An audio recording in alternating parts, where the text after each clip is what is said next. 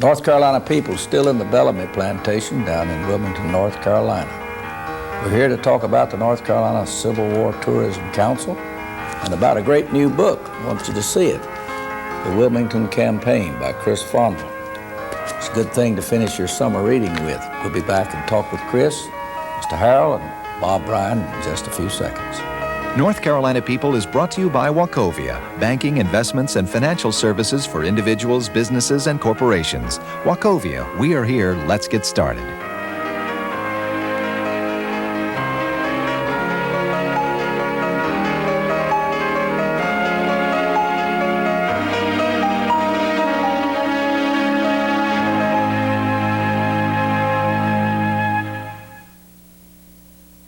Well, gentlemen, it's good to be back down here in this wonderful part of North Carolina. And I know our viewers want to spend an interesting evening listening to you about the Civil War, but I want to start with Chris and your great new book. Why was the Wilmington Campaign and the battle at Fort Fisher in here, why was it so critical in the Civil War, Chris? Well, it had a lot to do with the ultimate collapse of the Confederacy. Wilmington was the gateway to the Confederacy and was, next to Richmond, the second most important city in the South by the summer of 1864. The supplies that were coming in from Europe that were feeding Robert E. Lee's Army of Northern Virginia were entering through the port of Wilmington and making their way to Virginia by way of the Wilmington and Weldon Railroad. Robert E. Lee himself said that should Wilmington fall, he would not be able to maintain his army and would have to evacuate Richmond and Petersburg. The general supposition in the capital was that if Wilmington fell, the Confederacy was doomed. Well, now, Bernie Harrell, here you are with this council, and we're going to celebrate the Civil War. And the trek from Wilmington to Bentonville to Durham Station, where Johnson and Sherman ended the whole encounter. Are you going to celebrate all of this here in September? We are going to do that, Dr. Friday, and we think this will be the finest convention we've ever had. We're going to begin down here on September the 26th, and we're going to the 28th, and we're going to have a moving feast of Civil War history right here in this historic town. We're going to start out with some presentations on Friday the 26th, and Friday night at this spot, or evening at this spot, we're going to have a reception with Civil War music and with ladies in appropriate dress. And You mean Civil War dress? Yeah, Civil War dress, exactly. And then Saturday we're going to have our banquet by William C. Davis, the famous lecturer and historian. He's seen on television practically all the time, and he's done a lot of articles in Civil War Times, and he's written many articles, and he's written about the Clash of the Ironclads, really, and he has agreed to come down, and we are very pleased to have him there. And let me ask Bob. Now, all of this is under the aegis of this council that you created several years ago, Bob. Why do that? Why did you feel it was necessary? Well, I've always been a Civil War buff and a collector and read about it all the time. And a friend of mine moved from down north, Gordon Clapp, who's now Director of Travel and Tourism for the state. He and I got to talking, and he said, you know, North Carolina has never done a whole lot to build itself up or talk about its Civil War heritage. He said, why don't we do it? So I said, well, let's take a whirl at it. And so we did. And Gordon is expert in travel and tourism, and I'm not. I'm just a historian of the Civil War. But we got started, and it's been absolutely fascinating. We started in early 1994, and we've gotten the Department of Archives and History involved, Historic Sites Division of the state involved, and several other entities. And we've moved along to where now we think we are really accomplishing what we set out to do, which is to try to encourage and inculcate interest in the citizens of North Carolina in this precious Civil War heritage which our state has, and which has not been done, we don't think, to the extent we're going to try to do it. And so That's what we're about. And we're going to get into schools with it. We're putting on conferences such as Bernie just told you, and several other plans that we have in the fire. Well, it sounds like it's a school teaching session, but I want to go back to Chris now. You describe a scene in here where the Confederate command is standing at Fort Fisher, and the morning fog lifts, and there's the Union Navy spread out for the engagement to capture the fort. What an impressive sight. What did the commander say? Colonel William Lamb, the commander of Fort Fisher, thought it was a spectacular sight. In fact, when he looked out over the Atlantic Ocean Christmas Eve morning and observed that largest Union fleet ever assembled during the war that was preparing to bombard his fort, he said it was the grandest sight that North Carolina had ever witnessed. He was terrified, of course, because soon the ships, 64 in number, mounting more than 600 guns, would be bombarding his fort, which was vastly overwhelmed and outnumbered. It's an earthen fort. It was an earthen fort. It was the Confederates' largest seacoast fortification, with the earthen battery stretching more than a mile. Colonel Lamb had built it from the time that he took command of the post on July 4th, 1862, until it was attacked at Christmas for the first time, 1864. Bernie, am I going to get to go to what's left of Fort Fisher on this trip when I come back here in September? You are indeed. Not only that, we're going to have a pig picking, and Chris Fonvielle is going to lecture there along with Rod Gregg, who wrote The Confederate Goliath, which is the definitive story of Fort Fisher. And we're going to Fort Anderson as well, so that's why I say it's a moving feast. Well, now, Bob, most of us never heard of Fort Anderson until you start reading things like Chris's book. But my reading, it was a very formidable part of this whole story down here. Is it still where I can go and visit again? Oh, yes, I was in there not too long ago. It's open. Of course, Brunswick Town, where Fort Anderson is historical for pre-revolutionary days, as you know, and was a bustling seaport at one time. But, of course, that's faded into oblivion now. But Fort Anderson was built on the site of Brunswick Town, and what's left of it, the readouts, the buildup of the fort itself is still there in almost pristine condition. It's worth a trip. It's worth a trip to see it and see what was available for the defense there. Of course, eventually they almost bypassed the place, but it was there, and it's very interesting to see. Bernie, when you have this conference, I'm just viewing this program and listening to you. Can I just come and take part in the tours? You work. Every citizen has this availability? You can. For the first time, we have broken it down so that you can come to the whole thing for $125 for the whole session. You can come just on Friday and take in that magnificent thing that we're going to have right here for $50. And then Saturday and Sunday only for $100. And if you want Friday evening event only at the mansion here, that's only $20. And then Sunday, we're going to have a church service at the remains of St. Philip's, which is very close to Fort Anderson. And we're very excited about this. This city here has got Rosie Green Howe and Judah Benjamin and Fort Fisher and Fort Anderson. It's just loaded with history and beautiful old homes, and we really are looking forward to this. That's why Bob Bryan saw when he formed the Tourist Council. There's a huge industry in this, is getting people to come and visit and spend money. Yes, it is.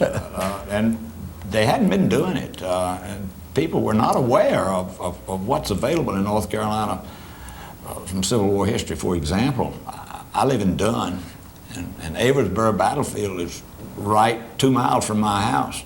And you go up, and you could have gone uptown in Dunn and talked to 50 people, and 20 of them wouldn't even know about it. But we're trying to bring that interest back into the people, and I think we're doing it.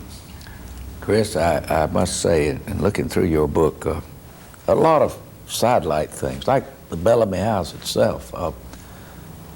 I read that they wouldn't let Mr. Bellamy come back home. He was such a rabid Confederate exponent. The general kept him out of his own home after the hostilities ended here. Is that correct? That's right. You know, I tell people that you can write about battles and troop dispositions and troop movements and bombardments and the number of shells and casualties all day long till you're blue in the face. But what people really want to read about are the human interest stories. And so my book is chock full of human interest stories.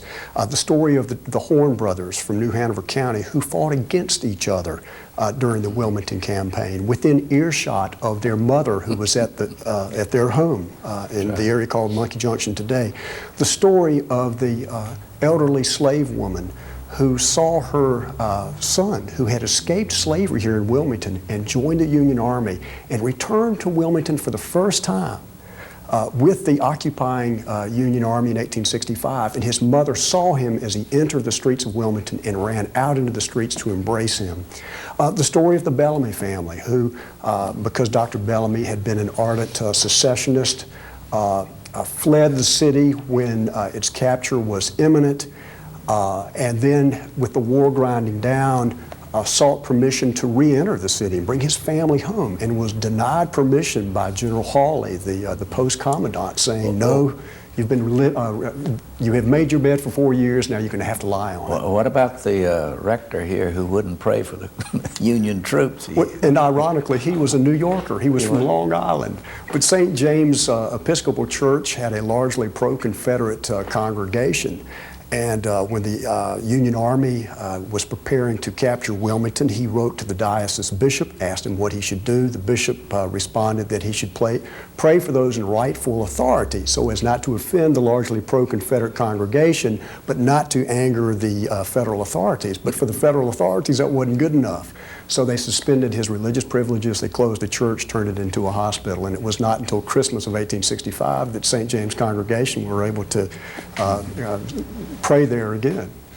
Bob, when I read about what happened in this city, when all the in-migration of people from up in the country who had been starving to death and wanted jobs, and literally hundreds of people came back into Wilmington, they were not ready for it. With the release of prisoners, with the Union Army, it created quite a scene here. And Wilmington must have been a place of confusion after the war. There was not enough food to go around, and I thought Chris did a wonderful job in his book of explaining what went on and how it was taken care of. It. My ancestor came from Scotts Hill, which is just 15 miles from here, and I've been fascinated in reading about what happened to those homes. And for example, one of them was saved because one of the Foy home, the Poplar Grove out there, that Mr. Foy had Union sympathies, so they didn't bother his home when they came in here. And all that's so fascinating to me.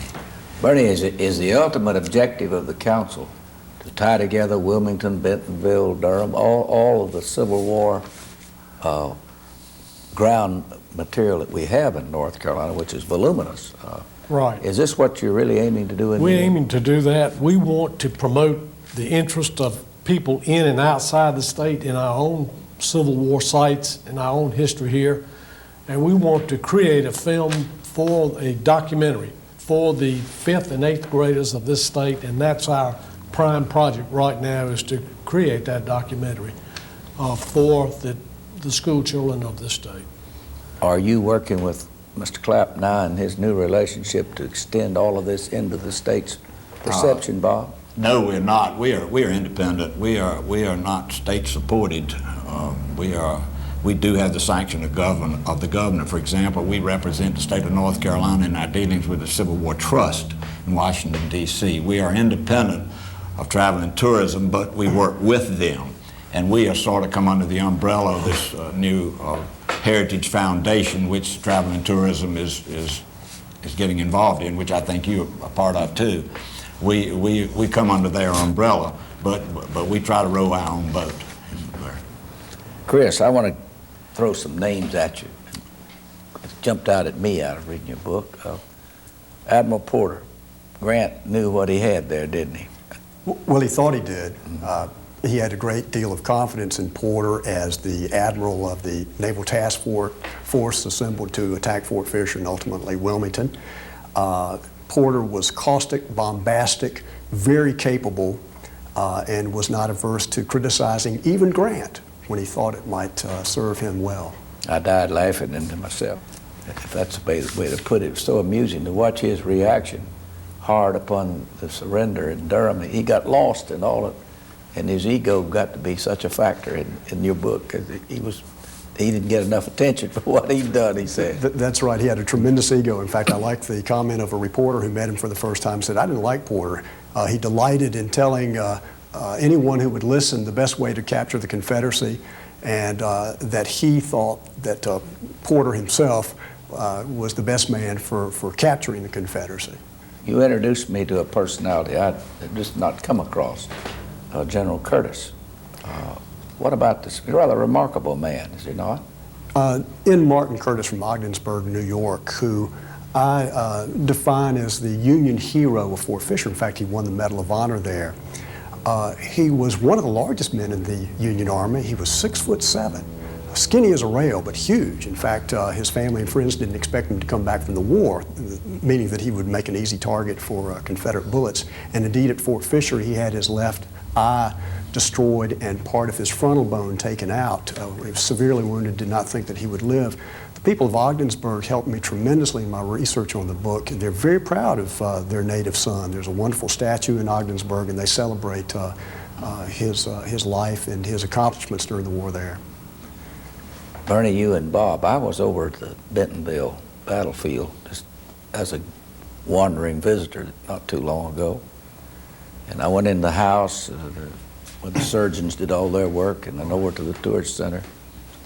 But I had the feeling that we needed to do a lot more, like they do, for example, up at Yorktown, where you ride around, you push a button, and a tape plays you a good deal of narration. Is this in the thinking of you two?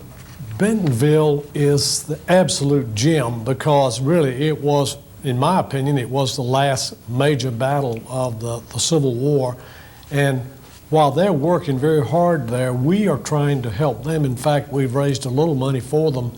Eventually, North Carolina has got to pay more attention to that, because it would be a great attraction. Well, that was the feeling I had, that we don't pay enough attention to our heritage there. It wouldn't take a lot of money, but when you go in the visitor center, there was not enough space to help that young man working there. I'm wondering if I could I get in a kind of a commercial for our conference at this time? Well, we'd like for that. We want the whole public to come to this conference, and we would like for them to send that check to Tonya J. Smith. She is our Secretary-Treasurer, and she's at 155 Woodland Drive in Pinehurst, 28374. And Tonya would be glad to hear from you. Now, when I write that check, how much do you want me to put down there to go to this two-day event? What's the target I'm aiming at? About $150? No, it's just $125 for the whole thing, Dr. Friday. Made out to the North Carolina Tourism Council? That's correct. And okay. We're going to be down at the Coastline Conference Center, and the rooms down there are delightful, and they are inexpensive. It's $70 for a room a night down there. That's very good. Bob, what publications are growing out of all of this now that people who really study Civil War history can get? Pamphlets, diagrams, little books, other than Chris Fonville's wonderful book here? I find that there's just a tremendous avalanche of interest in the Civil War, and more books are coming out. More books are coming out on North Carolina's role in the Civil War. Mark Bradley's book on Bentonville is recently out. I also read a booklet by, I didn't know this question would come up, I wouldn't remember the man's name, but put out a pamphlet on all the Civil War sites in North Carolina, how to get there, what to look for when you get there. That publication is in most of the bookstores, and there are more coming. I think there's another book coming out by Bradley soon on Sherman's North Carolina campaign, starting at entering into Fayetteville and going through Aversburg before he gets to Bentonville. So it's a lot out there. We've done a brochure, a trail brochure, that came out last year. We have distributed 60,000 of them, and it takes the highways of North Carolina and ties it in by numbers to the different historical sites. And it's been in great demand, and we're very proud of that, as that was our first project. How do I get a copy? Where do I write? I will see that you have a copy today. I'm talking about our viewer. Our viewers? they can write to me at P.O. Box 31522, Raleigh, NC 27622. They're also in all the visitor centers. Throughout the state, around the state Throughout the highway state, system. Well, yeah. that's good to know. Then And travel and tourism also makes them available. Americans spend almost $500 million a year visiting Civil War sites. Obviously, they go to the big ones, Sharpsburg, Antietam, Gettysburg, but historians are finally starting to take a serious look at the role that North Carolina played in the role. And the Wilmington Campaign, of course, played a huge part in that as well. And North Carolina should get a large segment of tourism here because of the important role that she played in the war. Well, now that you mention it, did not North Carolina lead in the casualties of that war? That's right. North Carolina gave, though she was the last state to join the Union, the saying is that she was furthest at the front at Gettysburg and Perryville and the last at Appomattox. She gave 125,000 troops to the war, more than any other state. She incurred more casualties than any other state as well. Chris, why was there so much Union sentiment in this community? Yeah, your book makes it clear that there was really a sharp division. There was, and prior to the war, it was about evenly split. There would be Unionist meetings on one block, and on the next block would be the secessionist meetings. And part of that was that Wilmington, as a port, had strong economic ties to the North. As one editor in Wilmington said, we depend on the North for our buckets and our hay and our harness. Let's be frank about this. And when war came, it was necessary for the South to procure supplies elsewhere. After the war, during the occupation, and my book ends, the last chapter is on the initial Union occupation of the city, it became expedient for people to demonstrate their loyalty to the Union because the Federals stopped all business intercourse. Yeah. Like the preacher. Like the preacher. You couldn't conduct any kind of business without declaring your loyalty to the Union. Ironically, the brother of the mayor, whose name was James Dawson, the brother was named James Dawson, hid away 109 bales of cotton, which he promptly sold to the U.S. Treasury Department when the Federals took the city, and made such a profit that it was claimed that he was the richest man in Wilmington after the war. I wonder sometimes if the mayor himself didn't profit from that somehow as well.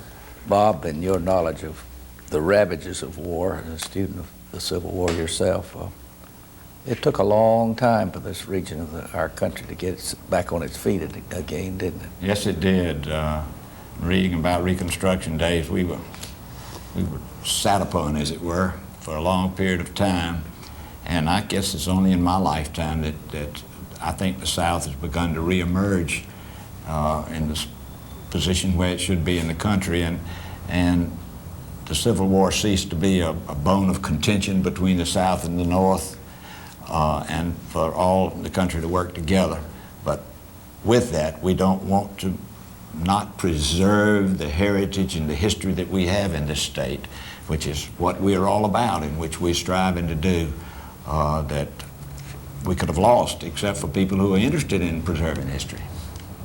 When you study history yourself, Bernie, this same kind of thing, the cotton economy, the whole agrarian influence there, when the Industrial Revolution came along, it was still in the North that it first had its manifestation. We didn't get in on that till later. How far? Much later, and really, I really believe that we did not emerge out of our economic depression more or less until the onset of World War II. I really believe that is what did it for the South. Was that occupation of Wilmington by people once the war battle ended here, was that a surprise to most Wilmingtonians as you write about it? But the city seemed to be overrun. It was a surprise to most other North Carolinians, but there was a precedent. There was a similar Unionist meeting in Savannah when General Sherman took that. The point being that the federal authorities in Wilmington ruled with an iron fist. And the Wilmingtonians realized that to be embraced again by the community, they would have to declare their allegiance to the United States. There was a Unionist meeting at Thaleen Hall here in Wilmington in mid-March of 1865, and they Wilmingtonians passed unanimously a number of resolutions which basically declared their allegiance to the United States again, and they were berated by citizens and editors throughout the state for giving their loyalty to the Union when the war was still ongoing and some of their sons and brothers and fathers were still fighting on the battlefields. But as one editor said, those communities were not occupied by the Union. It made it awfully hard. Well, Very difficult. September 26th to September 28th. Correct. Going to hold this up. Here it is, the Wilmington Campaign, the last phrase of a disappearing hope. It's a good summer book. Hope you get it and enjoy it as much as I have. Thank you, gentlemen, for joining me on North Carolina People. Thank you for having me. Thanks for the opportunity.